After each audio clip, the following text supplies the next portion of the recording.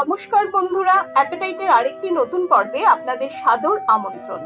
ডিম খেতে আমরা কম বেশি সবাই ভালোবাসি, তাই ডিমের নানা ধরনের রেসিপিও আমরা ট্রাই করে থাকি। আজকে আপনাদের জন্য নিয়ে এসেছি একদম ভিন্ন ঘরানার একটি ডিমের মশলা কারি, এগ ঠোক্কু। স্বাদ বদলাতে একটু চটপটা স্পাইসি এই এগ ঠোক্কু কিভাবে বানাবেন চলুন দেখে নেওয়া যাক। এখানে আমি একটা প্যানে গরম জলের মধ্যে প্রথমেই দিয়ে দিলাম 6টা ডিম। ডিমগুলোকে সেদ্ধ করে নেব। যাতে তাড়াতাড়ি ডিম সেদ্ধ হয়ে যায় আর ডিমের খোলাটা সুন্দরভাবে ইউনিফর্মলি বের করে নেওয়া যায়, তার জন্য জলে দিয়ে দিলাম 1 চামচ লবণ আর 1 চামচ ভিনেগার। ঘড়ি করে ঠিক 5 মিনিট ডিমটা সেদ্ধ করব। ডিম বেশি বয়েল করে ফেললে ভেতরের কুসুমটা কিন্তু একদম শক্ত হয়ে যায়। ডিমের কুসুমটা যাতে সেমি বয়েল অবস্থায় থাকে, তাই ঠিক 5 মিনিট পরে গ্যাস বন্ধ করে গরম জল থেকে ডিমগুলোকে তুলে ছুলে নেব। সমস্ত ডিম আমার ছোলা হয়ে গেছে। এবারে প্রত্যেকটা ডিমের গায়ে হালকা হালকা চিড় দিয়ে দেব।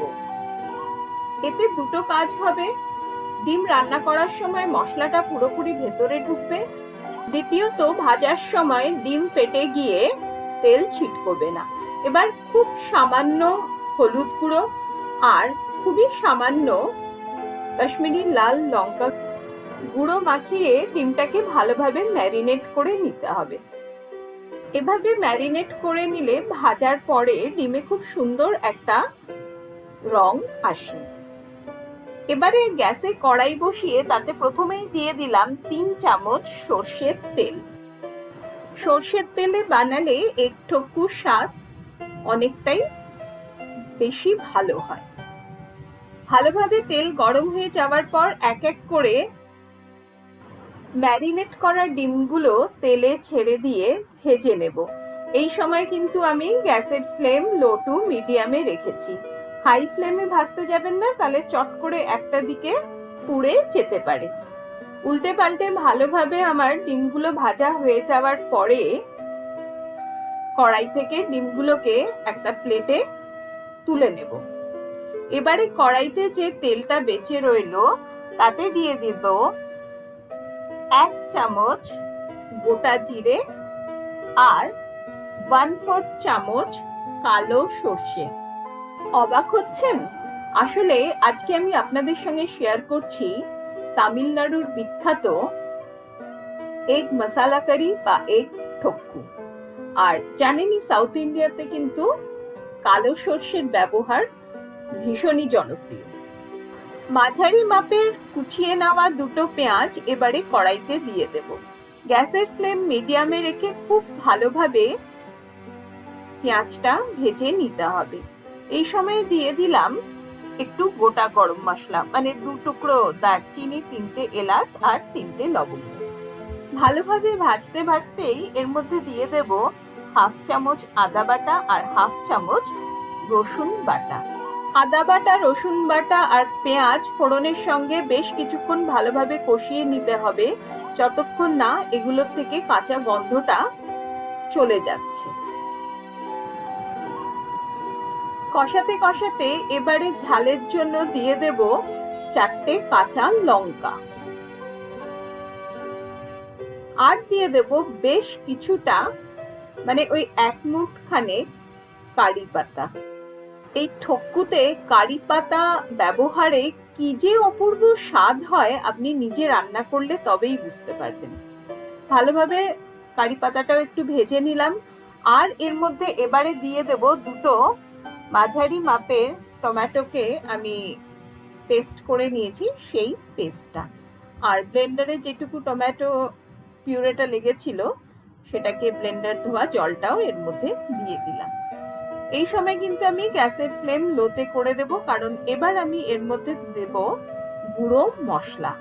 ঘরে থাকা সাধারণ উপকরণেই কিন্তু এই ভিন্ন স্বাদের ডিমের কারি আপনি ইজিলি বানিয়ে নিতে পারবেন। এবারে কারিতে দিয়ে দিলাম 1/2 চামচ হলুদ গুঁড়ো, 1 চামচ ধনে গুঁড়ো, 1/2 চামচ জিরে গুঁড়ো, 1 চামচ ঝাল লঙ্কা গুঁড়ো আর 1.5 চামচের মতো কাশ্মীরি লাল লঙ্কা গুঁড়ো। সমস্ত গুঁড়ো মশলা খুব ভালোভাবে কষিয়ে নেব। এই সময় আপনি চাইলে অল্প অল্প গরম জল দিয়েও কিন্তু মশলা কষিয়ে নিতে পারেন। যে কোনো রান্নার স্বাদ বহুগুণ বেড়ে যায় মশলা কষানোর উপর। এই মশলা কষানোর কাজটা কিন্তু একটু ধৈর্য ধরে করতে হয়। এবারে ঢাকা দিয়ে মশলাটাকে আরো মিনিট 2 কষিয়ে নিচ্ছি। দেখুন তেল কিন্তু ছাড়তে শুরু করে দিয়েছে। এবারে দিয়ে দিলাম স্বাদ অনুসারে লবণ, আর সবচেয়ে ইম্পর্টেন্ট যেটা, সেটা হচ্ছে 2 বড় চামচ তেঁতুলের পাল্প। পাকা তেঁতুল একটু জলে ভিজিয়ে রেখেছিলাম, করে তার পাল্পটা বের করে এটাতে দিয়ে দিচ্ছি। সাউথ ইন্ডিয়ান রান্নাতে ঝাল, টক এগুলোর মাত্রাটা একটু বেশি হয়। লবণ আর তেঁতুলের পাল্পটা ভালোভাবে মিশিয়ে আরো মিনিট 2 ঢাকা দিয়ে কষিয়ে নিচ্ছি। দেখুন এখন তো খুব সুন্দর কালারও চলে এসেছে, তেলও ওপরে যথেষ্ট পরিমাণে ভেসে উঠেছে। কষতে কষতে মশলাটা যাতে পুড়ে না যায় তার জন্য দিয়ে দিলাম খুব সামান্য গরম জল, আর দিয়ে দেব 1/2 চামচ গরম মশলা গুঁড়ো। গরম মশলাটা ভালোভাবে মিশিয়ে নেওয়ার পরে এবারে গ্রেভির জন্য দিয়ে দেব প্রায় 1 কাপের মতো গরম জল। এই গরম জলের পরিমাপটা আপনি কম বেশি করতে পারেন, কারণ আপনি কিরকম গ্রেভি রাখবেন সেটা আপনার উপর ডিপেন্ড করছে। তবে ঠোক্কুতে কিন্তু খুব পাতলা ডিমের ডালনার মতো ঝোল হয় না, এটা একটু থকথকে গামাখো ঝোলই তৈরি হয়। গ্রেভির জন্য কিন্তু গরম জলই মেশাবেন, ঠান্ডা জল মেশাবেন না। ঠান্ডা জল মেশালে হাই টেম্পারেচার থেকে ঝট করে মশলাটা কম টেম্পারেচারে চলে আসবে, আর তাতে কিন্তু স্বাদের রকম ফের হয়ে যাবে। এবারে স্বাদটাকে ব্যালেন্স করার জন্য আমি এখানে মিশিয়ে দিলাম 1 চামচ মধু। চাইলে আপনি অল্প কিছুটা চিনিও মেশাতে পারেন। এবারে খুব ভালোভাবে ঝোলটাকে ফুটিয়ে নেব, আর ঝোলটা ফুটতে ফুটতেই এর মধ্যে দিয়ে দিলাম ভেজে রাখা ডিমগুলো। মিনিট 2 মিডিয়াম ফ্লেমে ভালোভাবে গ্রেভিটা ফুটিয়ে নেব, যাতে ডিমের মধ্যে পুরো গ্রেভিটা সুন্দরভাবে ঢুকে যায়।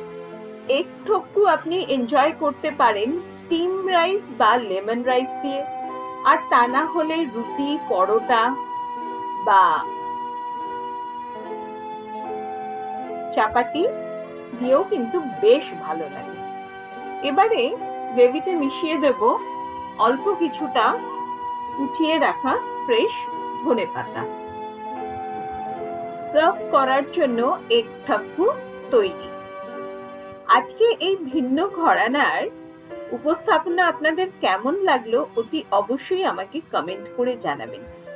ভালো লাগলে আপনারাও কিন্তু বাড়িতে একবার ট্রাই করতে পারেন। আশা রাখবো ভীষণ ভালো লাগবে আপনাদেরও। আচ্ছা, আমি এই অবস্থাতেই মানে এই কনসিস্টেন্সিতে গ্রেভিটা রেখে গ্যাস বন্ধ করে দিলাম। মিনিট 2 স্ট্যান্ডিং টাইমে রেখে এবারে সার্ভ করে নেব। আজকের উপস্থাপনা যদি আপনাদের ভালো লেগে থাকে তাহলে অতি অবশ্যই একটি লাইক দিয়ে অনেক অনেক শেয়ার করবেন। আমার চ্যানেলে যারা নতুন ভিউয়ার তাদেরকে রিকোয়েস্ট করব চ্যানেলটিকে সাবস্ক্রাইব করে আমার পাশে থাকার, যাতে আমি আরো উৎসাহ নিয়ে নতুন নতুন রান্নার ভিডিও আপলোড করতে পারি আপনাদের জন্য। আর অ্যাপেটাইটের রান্নাগুলি যদি আপনাদের ভালো লেগে থাকে তাহলে অ্যাপেটাইটের ফেসবুক পেজটিকেও কিন্তু অতি অবশ্যই ফলো করতে হবে। অপূর্ব স্বাদের এই এগ মশালা কারি বা এগ ঠোক্কু তৈরি। এবার আপনি আপনার পছন্দ মতো এটাকে গার্নিশ করে নিলেই হলো। আজ তাহলে এ পর্যন্তই। আবারও হাজির হয়ে যাব অন্য কোনো দিন অন্য কোনো রেসিপি নিয়ে। ভালো রাঁধুন, ভালোবেসে রাঁধুন। ধন্যবাদ।